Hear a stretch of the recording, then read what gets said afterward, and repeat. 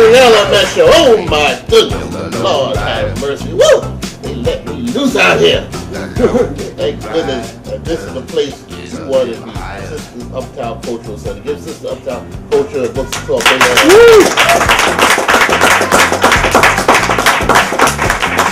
I just love this place. My name is Lenny Matthews, and we welcome you to this edition of the LMS Show. You know, we're going to honor a gentleman today. You know, LMS recognize unspoken people in our community. You don't have to be a rapper or a football player. Look like they seem to get in trouble all the time. And we want to honor a gentleman who's been around for a long time. He started with the poverty program under Mayor Lindsay, right? And he got a story to tell you. He wants to share something with the young people. He wants to share something with the oldsters too, because they need a heck of a lot of sharing. Because they got the young people got to learn from somebody. And some of these oldsters, you know, some of them are bad examples. Without no further ado, in 1 minute, I want you to meet my co-host. In 1 minute, you're gonna see my co-host, guest co-host, Miss Joseph, coming up right here on the LMS Show, and take it out.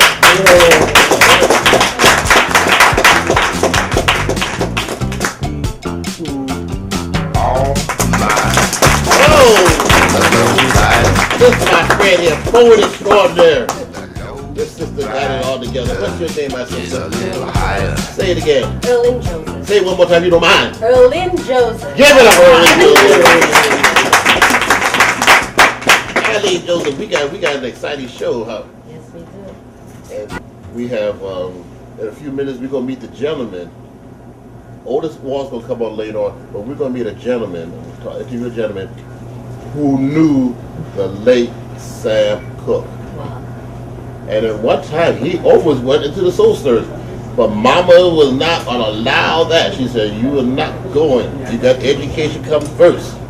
But he built up a close relationship with Sam. And you're going to meet him. And we're going to meet him in a few minutes. And first up, Rob Harris. Came from that club in Midtown Manhattan. Tore that place up. Hey, you can see it, y'all can see it on YouTube. A few minutes, Rob Harris and Otis Walls. You want to meet him? It's a show. Do you want to meet him, honey? Yes, I do. Okay, you're going to meet him in 1 minute. I'll take it out. And welcome back to the LMS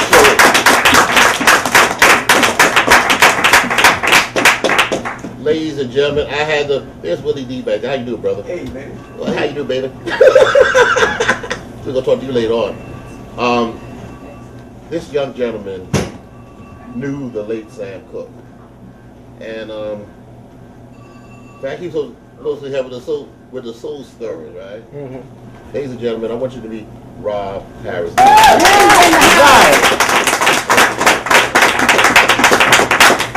Rob Harris, you were tearing them up down there I'm not advertising on there at that club in Midtown Manhattan, right? You were tearing it up, huh? Talking about B.B. King? Yeah, well, we had a wonderful time. Yeah, we're not advertising B.B. King now. We're on the public access channel. We don't. Okay. But sorry about that. no, you don't have to be sorry. But you did a melody of Sam Cooke's hits. Mm-hmm. We shut up there. How did you meet Sam Cooke? Well, I met Sam Cooke during the time when I was living in Charlotte, North Carolina. My home is Charlotte, North Carolina, and during that time, we used to open up for the Soul Stirrers, and I met with our group in Charlotte. So when I met Sam, he got to know the family very well, and so is me.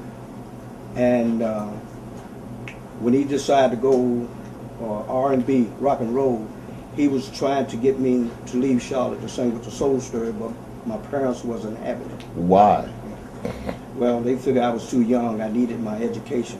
That came first. So I never did get permission to sing with the Soul Stirrers. You know, when I saw you at the club the other night, you was doing all them old songs, Chain Gang and Having a Party and A Change Gonna Come. Why a tribute to Sam Cooke? Well, you know, Sam, everybody loves Sam. Sam was a wonderful man. You didn't even have to know Sam. You walked right up to him. He was a gentleman, man. He just loved people in general. That's what I liked about Sam. He was a man. He was an honest man, you know. And he broke a lot of ground too, because even these rappers, everybody out here today, they should pay homage to Sam Cooke. That's because true. Sam Cooke is the gentleman who sat back and almost cut a deal, have his own little label in a sense, right? That's true. He had the Sour Records on the Sour side. Records, right. And he had Johnny Taylor. He had Mel Carter. Sam's twins. Yeah. He had Mel Carter. He had Hold me. Go ahead. He had quite a few artists on his label. And don't forget about the Soul Stirrers. They was on Sour Records as well. Yes, yeah. But he never forgot about them. One thing about it, he never forgot about them, though. No, that's true. He never did. You know, Soul Stirrer did a lot of backup on Sam's record, like Wonderful World. Yeah. They did quite a few things with him, and don't forget about the great Lou Rawls. Yes, we cannot can't leave forget him out. Lou. Can't leave Lou. You know, I met Lou one time. Talk about the friendliness. I met Lou at the Macy's parade, and I said, Lou Rawls. He said, hey, how you doing? He just shook my hand, and we was talking and everything like that. And I told him I saw you one night on Dick Clark, and it was him and Joe Williams singing, all right, okay, you win. Remember that song, Otis? I mean, look, they don't make songs like that no more. We ain't gonna get it why they don't make songs like that no more, okay? Question I'd like to ask you, though, when he passed, what was your reaction? Well, I'll be honest with you. It kind of saddened me. I man. actually thought I lost. Well, he was a family member, and it was sad to know that he passed away like that. It did bother me. It bothered me tremendous. So what I did to try to honor him, I had the chance to record on Atlantic Records, produced by Brooke Benton. And the title of the song was "We Can't Believe You're Gone," and it did very good for me. And it was a sad song for me to sing, knowing that I had lost my friend, you know. He was your friend. Yeah, he was a friend. We always remember Sam Cooke. But going into the prison, there was a gentleman that opened up the show for you. Tell me about him, Otis Walls. Tell me about him. Boy, he was a very, very, very good MC. What he did for me that night, he brought me on. I mean, he got the crowd into it. He's a heck of an MC. And I want him to, wherever show that I'm on, I want him around me because he knows how to bring the crowd through. He sure did. He got everybody on their feet. Yeah, he sure and if did. we have him up there on the internet, and well, we getting some hits. Brother. What else can you say about him? Who, Otis? Yes. Oh, he's a good man. He have worked with so many of the big artists, you know. Mm-hmm. And only thing I can say, when he get on that stage, he know exactly what he's doing. He does. He's a master at it. No doubt about it. Rob, we would like to have you come on at a future date. Okay. And we would like to thank you very much for joining us on the LMS show. Mm-hmm. Now, your managers, your road man, your managers here, Willie D, right? Yeah, you know Willie D. Yeah, well, let's have, Willie D never made an appearance on the show. I would know that there he is back there. Willie D, what's your reaction to how you work with Otis Walls? Otis is my buddy. Why? Getting together, yeah, that's a heck of a man. Good job. Very good. Thank you so much, Willie D.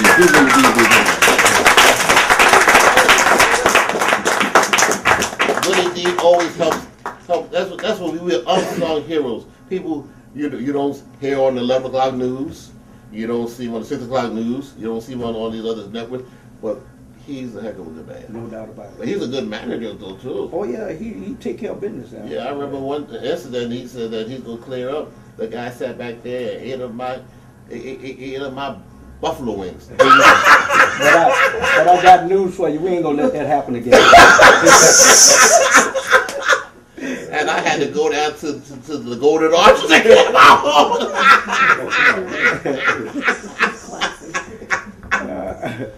I know he's a good man. Yes, sure is. Thank you so much. In a few minutes, we're going to meet the man himself, the man of the hour, Otis Walls. Thank you so much. Hold it. Right there, be right back. Otis Walls, coming up next.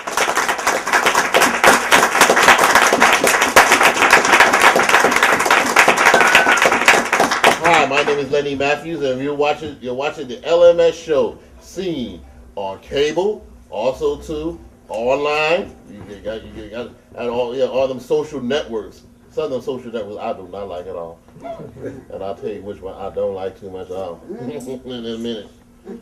You know, some people, I gotta go to it. I can go to it. What you go there for? What? And then you tell everybody your business. Where you, I'm going out for 2 weeks or so, and you tell the whole world. And next year you come home to an empty house. Because you told the whole world.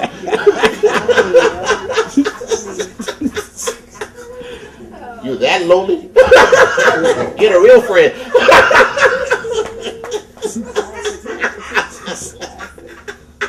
Get a real friend, shit. Get a real friend, shit. Okay, ladies and gentlemen, without no further ado, I want you to introduce you to a young gentleman.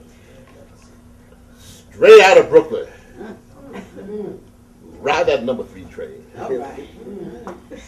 It's been all over the world. We time for people to bring back another day. But I want you, this is the man the LMS Show is going to honor. Ladies and gentlemen, please give it up for Otis Walls.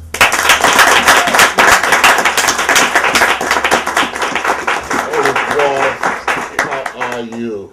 Hey, I'm doing fine. Ain't no sense of complaining. You know what I'm doing right now. We're not offending other radio stations. There's other radio stations in town, but I must say that there's a reason. There's a history behind it. How you do that radio station you love the best? 107.5 WPLS. Okay. Now the reason why I'm saying that, when I listen to other stations too. I love the other stations too. You know, I juggle it out, baby. I listen to them all. You know, I guess, especially on the conservative side, I want to see what the conservatives are thinking.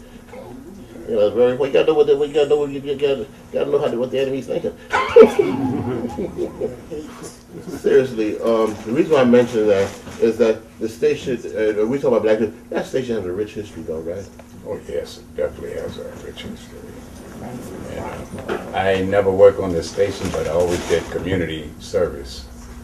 And what made me started doing MCing when I was doing the poverty program, and it needed somebody to host the show. So I said, well, you know what, I'll do it.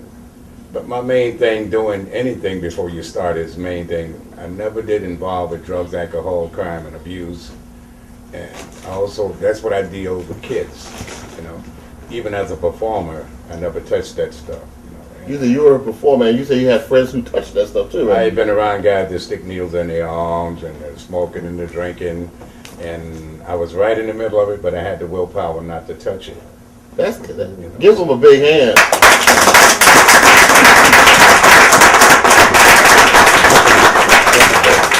This is one very important thing for anybody that's stressed out when you lose your loved one.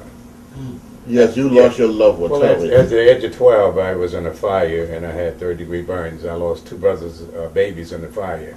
They was 1 and 2 years old, and the kerosene heater exploded.